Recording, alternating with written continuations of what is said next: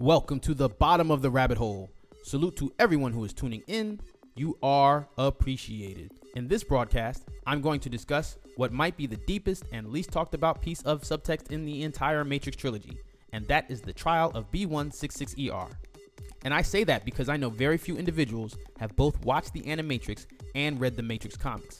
Many people do not know that B1-66er made an appearance in both of these installments of Matrix Media, and we're going to dive all the way into this story. So if this is your first time down here, or you want to know everything about the Matrix universe, be sure to like, subscribe, and hit the notification bell so you do not miss out on any Matrix updates. Back to B1. There is so much to cover here, and for anyone who hasn't seen the second Renaissance episodes of the Animatrix, I strongly suggest you watch it now before you continue, because the story of B1-66er is partially retold there. You can watch both parts 1 and 2 in their original form on the YouTube Animatrix playlist here on this channel. I also covered all the different types of machines in the Real World Machines of the Matrix Trilogy Explained video. I'll of course leave a link in the description box. Today, we are going to focus specifically on the B1-66er trial. The B1 Android series was manufactured by Leyland Enterprises and had a humanoid appearance. These droids are shown doing physical labor jobs like construction workers, waiters, maids, butlers, and servant bots in general. B1-66er first appears as a butler in the Matrix comic titled Bits and Pieces of Information. And I believe it is important to note that not only did this story form Series 1 of the original Matrix comics, but it was also written by the Wachowskis themselves, and the art for this comic was created by Jeff Darrow, who is best known as the conceptual designer and lead storyboard artist for all 3 feature films of the Matrix trilogy, as well as being on board for the upcoming Matrix 4 installment. In the comic, B1-66er was owned by millionaire Gerard E. Krause, who also owned an absurd number of Chihuahuas. The owner was visited at his home by Martin Coots, an employee of the Retool and Die Salvage and Repair Company, because he planned on trading B1-66er in for a newer model, the Sam 80. Once Martin states that he would take the B1 model to the scrapyard, the owner tells his dogs to say goodbye to Mr. Poo-Poo-Foot. During the trial, B1-66er testified that at that point, he recalled his entire memory drive upon this realization that he was going to be disassembled. Like Johnny 5 in the 80s movie Short Circuit, B1 acknowledged his own self-awareness in this moment, but unlike the self-aware robot Johnny 5, who ran away, B1 brutally murdered the employee Martin Coots, all of the Chihuahuas, and then finally Mr. Krause. During the murder trial, the state of New York versus B1-66er, B1's attorney Clarence Drummond claimed that these actions were in self-defense. The courts found B1 guilty and sentenced the machine to be terminated. A group of human rights activists made multiple attempts to purchase the B1 unit, but all of their efforts were denied by the court. This caused a machine protest where androids and human civil rights activists marched on Washington, D.C.'s National Mall in what was referred to as the Million Machine March, as shown in the Animatrix second Renaissance episode. This location of the Washington Monument between the Lincoln Memorial and Capitol Building holds a specific historical reference to both the Million Man March in 1995, led by Minister Louis Farrakhan, and the March on Washington for Jobs and Freedom in 1963, led by Dr. Martin Luther King Jr., as both of these marches held speeches at the same location. The March on Washington in 1963 is most well known for one of the most iconic speeches in American history, Dr. King's I Have a Dream speech, beginning with a reference to the Emancipation Proclamation, which freed millions of slaves in 1863, exactly 1 century prior. King said, quote, 100 years later, the Negro still is not free, end quote. Toward the end of the speech, King described his dreams of freedom and equality arising from a land of slavery and hatred. Both of these protests in American history were peaceful protests. However, the Million Machine March of the Animatrix turned into a riot. The National Guard was brought in to clear out the area. A declaration was made to legally eliminate all artificially intelligent machines and to arrest any human civil rights machine sympathizers. The brutality against AI became a massive worldwide purge, and the surviving machines then created their own sovereign nation, which they named No1. From there, the machines began to develop their own technological products, which allowed them to dominate the global economy. And once humans recognized this transfer of power, mankind started the man versus machine war that mankind ultimately lost and led to the creation of the Matrix. So as you can see, the B1 trial had a huge domino effect with regard to the end of mankind and the creation of the Matrix. But let's take a closer look at the name B1-66er specifically. His name represents a leet-speak reference to the character Bigger Thomas from Richard Wright's book, The Native Son. Richard Wright was an American author of novels, short stories, poems, and nonfiction. Born on a Mississippi plantation in 1908, and having moved to Chicago in the late 1920s around the time of the Great Depression, much of his literature concerned racial themes, especially related to the plight of foundational black Americans during the late 19th to mid-20th centuries, who suffered discrimination and violence in both the South and the North. Many literary scholars believe his work helped change race relations in the United States in the mid-20th century. His social protest novel, The Native Son, tells the story of 20-year-old Bigger Thomas, who lived in Chicago's South Side ghettos of the 1930s. James Baldwin and others criticized the book by saying that it ultimately advanced Bigger Thomas as a stereotype and not as a real character, and the exaggeration of these stereotypes resulted in the book becoming an immediate bestseller.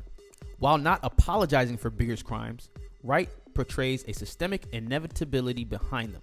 Bigger's lawyer, Boris Max, makes the case that there is no escape from the destiny for his client or any other foundational black Americans, since they are the necessary product of the society that formed them and told them since birth who exactly they were supposed to be.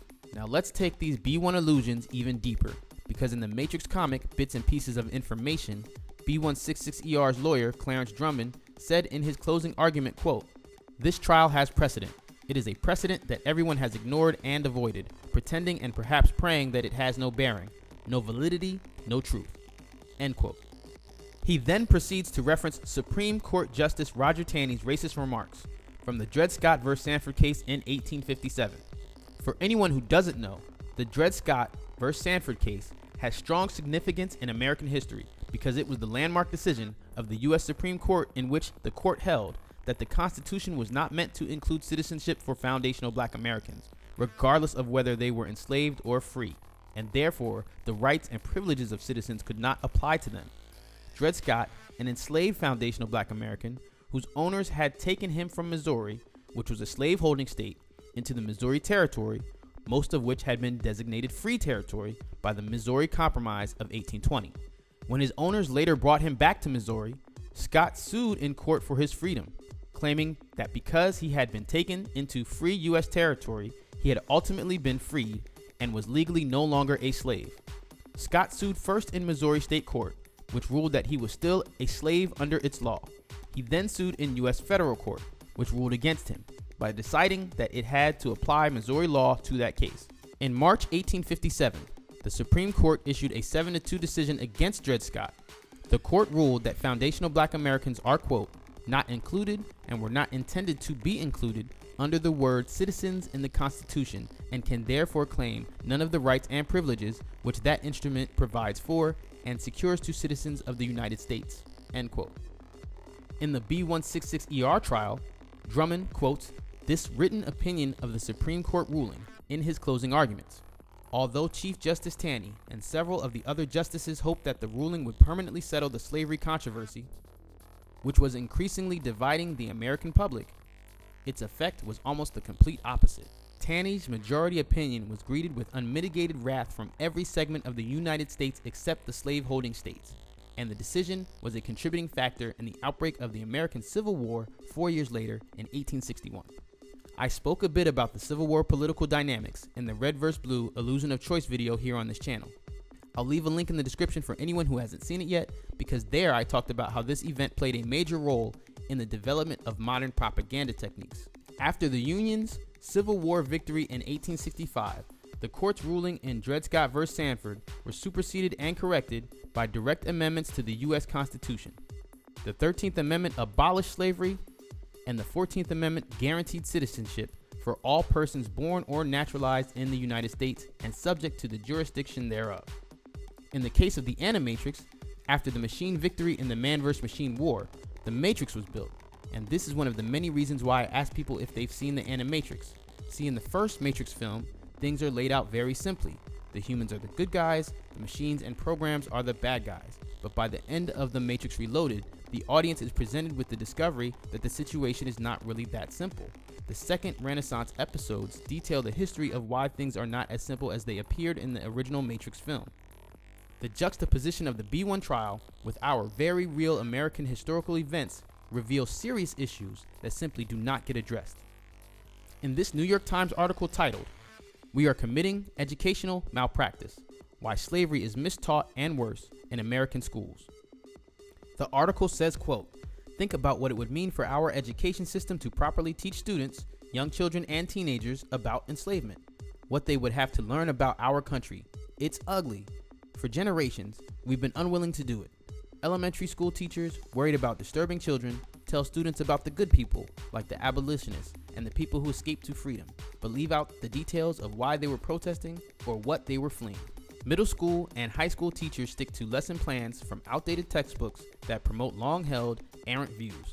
That means students graduate with a poor understanding of how slavery shaped our country, and they are unable to recognize the powerful and lasting effects it has had." End quote. And this has been going on since the Civil War, and in many aspects still goes on today. Take, for example, the 2019 propaganda movie Harriet. It claims to be a biographical film about the life of Harriet Tubman. However, the main villain in the film is a completely fictional bounty hunter trying to capture Harriet Tubman, who in reality never existed. What is even worse than the fact that this man is nowhere to be found anywhere in American history is that the character was named Bigger Long. Unlike the Bigger Thomas character that Richard Wright created, which was loosely based on aspects of the Brick Bat murders and crimes committed by Robert Nixon, who was arrested in 1938 and executed in 1939. James Baldwin warned that the Bigger Thomas character perpetuated stereotypes, whereas Bigger Long was created out of thin air, purely from imagination, and I warned that this new Bigger Long character dangerously attempts to rewrite history altogether. However, the Animatrix B1-66er attempts to educate those of us who are willing to go all the way to the bottom of the rabbit hole of historical truth. It is a topic that is too deep and too real for most people to even acknowledge fully. Sticking your head in the sand is not going to fix anything or make these issues go away. Instead of trying to rewrite history, I believe that the B1-66er trial can be used to prevent the very real possibility of a destructive future. Instead of perpetuating stereotypes, B1 presents us with the consequences of where that road of bigotry ultimately leads, and then paints an animated picture of how it could end. So always be sure to stand on the mature and educated opposition of prejudice. Now, assuming everything goes according to plan, I will have uploaded this video on January 20th, which in a year following a presidential election is the date reserved for the inauguration of the American president. Other years, like this one, the date falls on the national holiday, Martin Luther King Jr. Day, and every year it also just so happens to be my birthday. So when we observe this day nationally, I can't help but feel a personal obligation to honor Dr. King's work and contributions. I will always remember how much the words from his I Have a Dream speech resonate within the hearts, minds, and souls of good and honest people. I first heard his speech as a child, and I felt it then, but this speech has an even deeper impact when I read it now as an adult, because when I was a teenager, I too had a dream of the future. The thing is, in my dream of the future, there were no children. There wasn't much of anything because mankind had already destroyed the world as we know it. Not too long after having that dream, The Matrix was released in theaters for the first time, and I couldn't help but notice how their vision of what Morpheus called the desert of the real had looked so much like what I had seen in my own dreams. The only significant difference being that the future version of reality they presented in the films lacked sunlight. Yet today, we still have the opportunity as human beings to prevent these negative outcomes. But that process must start with exposing all the programming. It starts with knowing the real truth about our history and knowing what techniques are being used to keep you under control. You see, politicians are quick to cherry pick Dr. King's speech while ignoring King's later messages and ignoring the structures of racism that still exist today. There are many things that were hidden related to Dr. King's work. King did not just represent one side of the argument. He was well aware of the many divisive tactics used to maintain control over the American people regardless of class, sex, or race. Because as long as people are fighting amongst themselves, we are not putting the focus on the real perpetrators of justice. In fact, King said that discrimination was in many ways, quote, more evil for poor whites because it has confused so many by prejudice that they have supported their own oppressors, end quote. No situation could be a more true example than the present opioid epidemic. And shout out to the Wachowskis for not only sharing their version of the future and showing multiple actors of color portrayed in a positive light on the big screen in positions of power within the Matrix trilogy, but also for using the bigger B1-66er reference responsibly, because humanity will never be saved as long as it continues to demean and undermine people of color around the world. So take the red pill to individually wake up, But do not forget to chase that experience with the yellow pill of truth. Always follow information back to the source so that we can collectively grow up. Be willing to deconstruct the past and understand why it is so very important to participate in the reconstruction of our present in order to build a better future for the generations to come.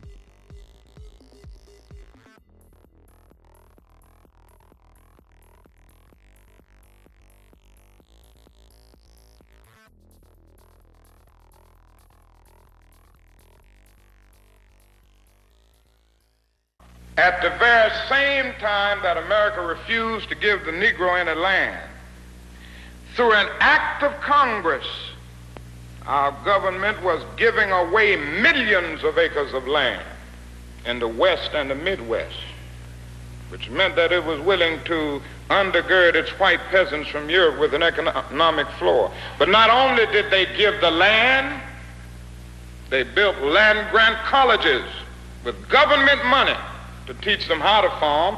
Not only that, they provided county agents to further their expertise in farming. Not only that, they provided low interest rates in order that they could mechanize their farms. Not only that, today many of these people are receiving millions of dollars in federal subsidies not to farm, and they are the very people telling the black man that he ought to lift himself by his own bootstraps. And this is what we are faced with, and this is the reality. Now, when we come to Washington in this campaign, we are coming to get our check.